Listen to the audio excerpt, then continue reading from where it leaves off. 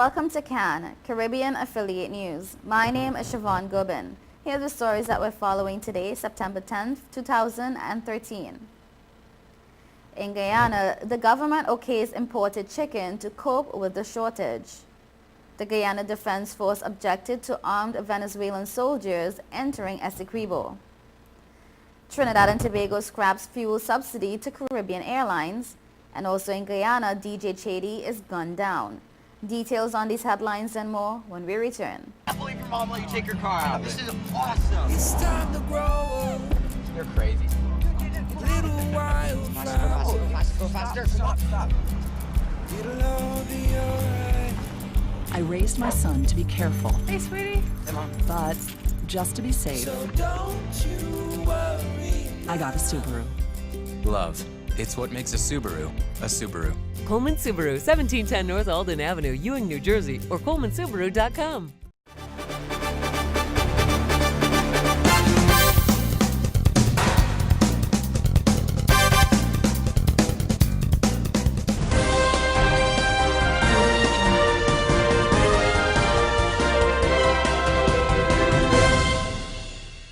Welcome back to CAN, Caribbean Affiliate News. My name is Siobhan Gobin. The segment of the news is sponsored by Total Caribbean Network. As Guyanese continue to pay more for scarce chicken because of a shortage of hatching eggs, government on Monday announced that 18 import licenses have been granted to increase that meat supply. The licenses will be valid until January 2014 to bridge the supply gap identified by the Guyana Poultry Producers Association. And I quote, "After careful consultations with the Poultry Association and the major stakeholders involved in the chicken industry, especially representatives of the farming community, we decided to issue permits for the importation of chicken to almost every person who applied," the Government Information Agency quoted Commerce Minister Ifran Ali as saying. He was optimistic that within weeks the situation would correct itself with the demand meeting the supply.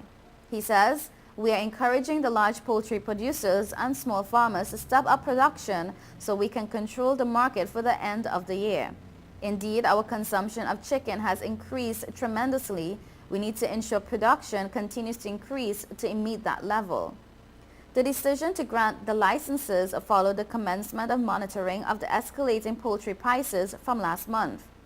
The Guyana Poultry Producers Association and the Guyana Livestock Development Authority have concluded that the shortage and spiraling prices for chicken were due to a shortage of hatching eggs. Both agencies confirmed that the problem was with a shipment of hatching eggs, Dr. Derek Cummings, who spoke on behalf of the ministry, explained. The permits for the importation of chicken were granted at 100% duty and were given to the two traditional importers whose applications were pending. Those granted permission will be restricted to 1 or 2 containers to be imported from Suriname and the United States. Earlier this month, Agriculture Minister Dr. Leslie Ramsamy said the granting of licenses for the importation of chicken, the issue of shortage will be greatly eliminated, and once chicken prices are stabilized, those licenses will not be renewed. According to Dr. Ramsamy, the government will be taking action now to ensure that consumers do not have issues with high prices during the Christmas season. "We are working to ensure that there isn't a shortage or significant increase in prices during that time," he stated. Guyana Defense Force soldiers have objected to several Venezuelan soldiers eventually landing on Guyanese soil with their weapons, although they were advised not to do so, officials there said Monday. The group arrived on August 31st, the same day that Venezuelan President Nicolas Maduro was on a one-day state visit. Speaking on strict condition of anonymity, the source said the GDF commanding officer at Etering had advised the Venezuelan soldiers that they could not disembark the boat with their guns. While they agreed, sources said the several soldiers were later seen in Guyana with their guns, resulting in a remonstration between the soldiers of the two neighboring countries. The Venezuelans subsequently apologized. The source said that the 45-member group included at least 6 uniformed Venezuelan soldiers, 3 ex-Venezuelan generals, and others civilian dressed persons. Guyanese security services are said to be paying keen attention to growing unease among sections of the Venezuelan army that the Hugo Chavez Maduro administration has been taking a soft approach to sovereignty over the Essequibo region. While Guyanese police and soldiers follow the necessary border immigration and security controls, authorities in Georgetown believe that the Venezuelan group lied when they informed that they were visiting Etoringbang to investigate the origin of the people at St. Martin, a Venezuelan community opposite Etoringbang. De Tomac recalled that in spite of the mining projects Guyana has been developing in the Essequibo disputed area with Venezuela, plus the granting of oil concessions in front of the Venezuelan Atlantic Front, President Maduro paid a visit to Guyana only to spread an ideological model. Trinidad and Tobago on Monday announced that it would be scrapping the fuel subsidy to financially troubled Caribbean airlines from next month, but airfares were not expected to rise. The Twin Islands Finance Minister Larry Huwai, in his budget presentation to the Parliament, said the subsidy for Caribbean Airlines international operations would be discontinued from October 1st. The fuel subsidy would remain for CAL's domestic flights to and from Tobago.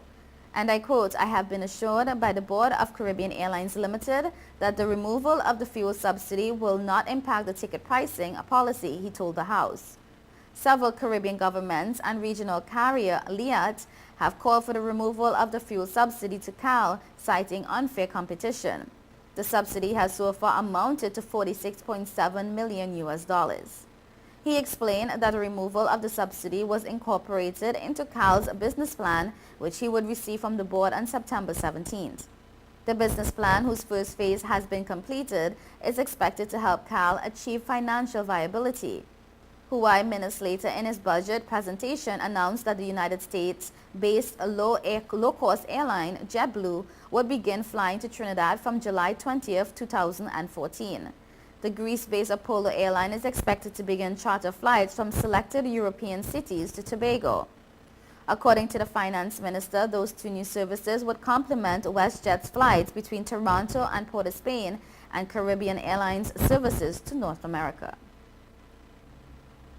Also in the news from Guyana, a well-known former disc jockey was a Monday night gunned down at Turning Point, Tocqueville, Georgetown.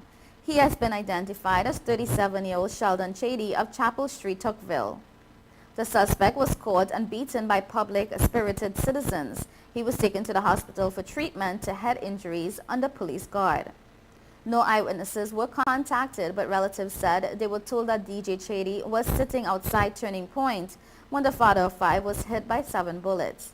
His father, Keith Chady, said he was unaware whether the DJ had any disagreement with anyone. As news circulated about the incident, family members, relatives, and friends flocked to Georgetown Public Hospital Corporation. DJ Chady was also a plumber and a trader. He was a former student of St. Sidwell's Primary School, Charlestown Secondary, and the Government Technical Institute. You're watching Caribbean Affiliate News. We will be right back.